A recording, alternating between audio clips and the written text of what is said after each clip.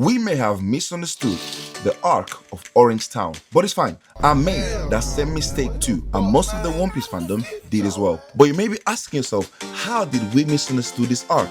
Well, let's be real. One Piece is a long-running show that will explore lots of different storylines, and every single one of us had the ambition to get caught up to the latest arc as quickly as we can. So we will naturally overlook key defining moments on the show early on, and Orange Town not only being a short arc but one of the earlier ones on the show, it is safe to say that we rushed through this arc. Or maybe you watched it so long ago that you don't remember how important it really was. So in this video, we will be looking at what you probably missed in this arc. Let's dive in. The arc of Orange Town begins with Zoro and Luffy searching for a navigator as they are heading to the Grand Line. Unfortunately enough, Luffy meets Nami, a smart and strategic thief who's been seen manipulating a group of pirates for her benefit. And we also find out that Nami stole a map from that same group of pirates that contained information on how to get to the Grand Line. So earlier on, Luffy meets a navigator with a map that can get them to the Grand Line.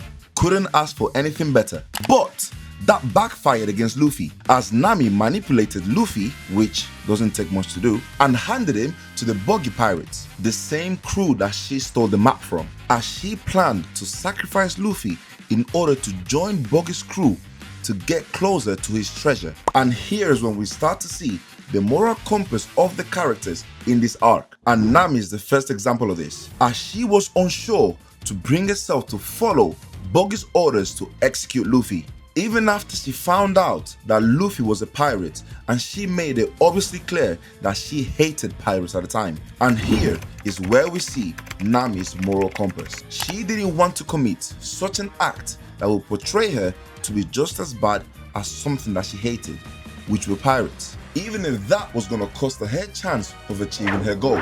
So she was willing to throw her whole plan away. Therefore, she was not willing to commit such an immoral decision, despite the fact that she already told us that she hated pirates to begin with. And this brings me to question the origins of her hatred and how it was formed. But I guess we'll find out later in the story. And then we meet Chow Chow, or Cho Cho, I'm not sure how you say his name, and we learn the tragic story of this dog, the dog that was loyal to his owner, who had a pet shop at the time, but we later find out that his owner passed away a long time ago. And because of Buggy's reign in the town, people were forced to hide away from the homes, except the dog, who decided to stay behind to guard the pet shop, since it's the only memory that he had of his late owner. And this is what I believe that people missed about this arc. The fact that we get to find out who Luffy really is. You see, Chow Chow's loyalty to his owner and his refusal to abandon his owner's treasure,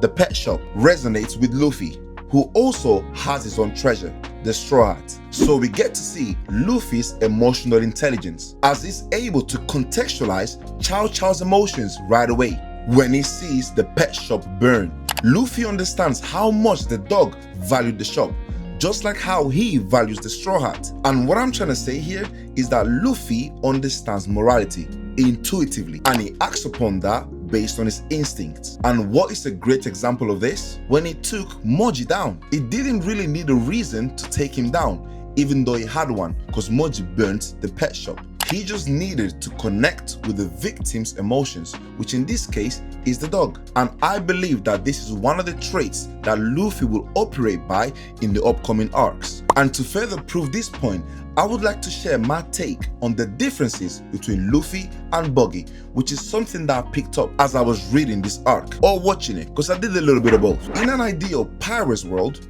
you would expect pirates to be ruthless criminals, and Buggy represents that perspective through his villainy. But Luffy is presented to us as a generous pirate, which is the complete opposite of what a pirate should be. In this arc, we are shown that Buggy is a pirate who chases treasure and recognition to ultimately have control over the people. And we see this based on how Buggy treats his pirate crew as well as the civilians and the infrastructure in Orange Town. On the other hand, Luffy seems like a pirate that wants to achieve freedom.